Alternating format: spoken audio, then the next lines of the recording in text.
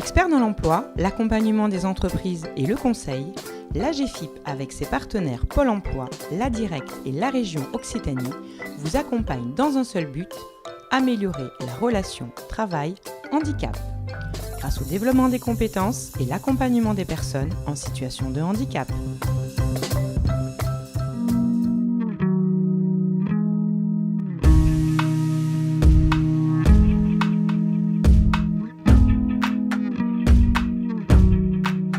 J'ai une paralysie du membre supérieur gauche suite à un accident de moto à l'âge de 22 ans. J'ai ensuite entrepris une carrière dans l'aéronautique qui a duré 20 ans en tant que technicien des opérations aériennes. La compagnie pour laquelle je travaillais a déposé le bilan et donc passionné par cette activité, je me suis dit pourquoi pas trouver une nouvelle activité toujours liée au domaine aéronautique. Cela fait à peu près 7-8 mois que j'ai entrepris de faire des recherches sur le télépilotage de drones pour les personnes en situation de handicap comme moi. Et donc par expérience, je me suis dit que cette nouvelle activité du télépilotage de drones, je pourrais peut-être prétendre à une nouvelle aide de la part de la GFIP. J'ai passé également des coups de fil à la société Formadrone, donc à qui j'ai exposé le projet, qui a été de suite favorablement intéressé. À partir de là, on s'est concerté, la GFIP, la société Formadrone et moi-même, pour essayer de faire aboutir ce projet. Donc la ressource handicap formation, donc nouveau service de la GFIP, nous a alertés, nous a sensibilisés donc, à la situation, nous a indiqué le besoin de compensation sur lequel nous devions réfléchir.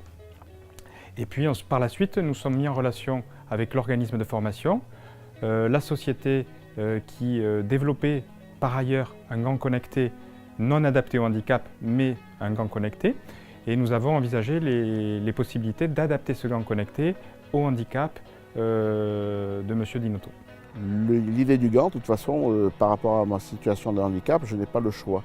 Travailler avec une console avec 2 joysticks, c'est juste pas possible. Aujourd'hui, on est en phase de développement d'un prototype, donc une première en France, c'est-à-dire qu'on a adapté une manette de pilotage pour permettre à une personne handicapée de pouvoir utiliser un drone professionnel.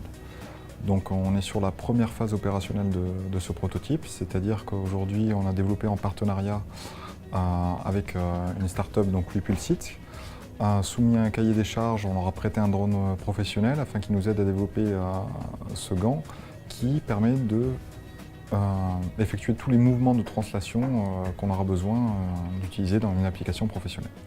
La problématique qu'on avait, c'est que c'était un produit pour le loisir, donc pas forcément dans la précision professionnelle. Et aujourd'hui, grâce à ce consortium avec la GFIP, Formadrone et cette personne qui a une demande, c'est de faire un produit qui soit aussi fun que intuitif, que aussi précis et sécurisé pour qu'on puisse l'utiliser dans le cas de drones qui peuvent valoir très cher et dans des situations qui peuvent être dangereuses, que ce soit avec des gens ou simplement des infrastructures qui sont dangereuses.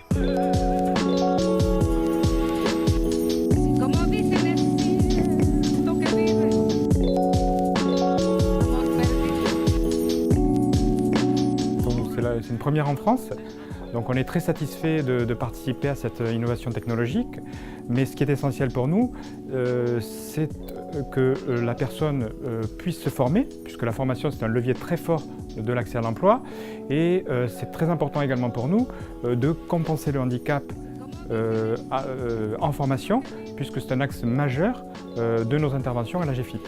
Au niveau de la formation, maintenant, donc, je suis toujours sur la formation de base.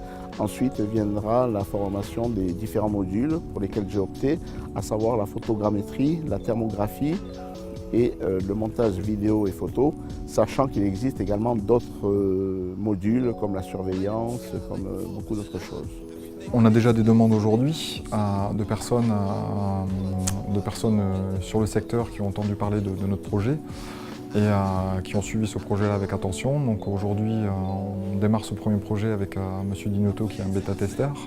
Et à terme, on espère pouvoir généraliser ce concept et pouvoir former d'autres personnes à cette utilisation professionnelle.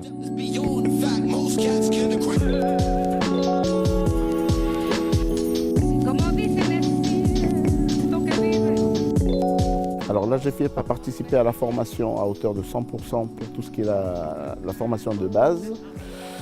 a également pris en charge le développement du gant.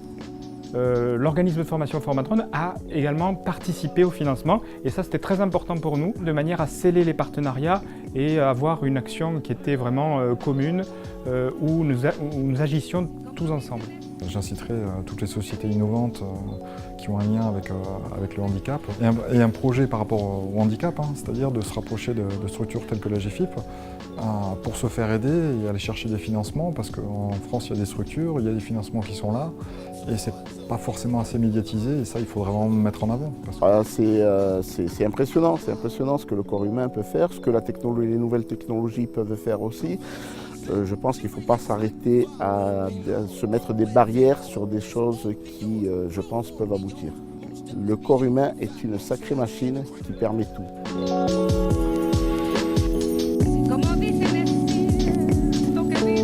Parce qu'on est tous concernés, ouvrons l'emploi aux personnes handicapées.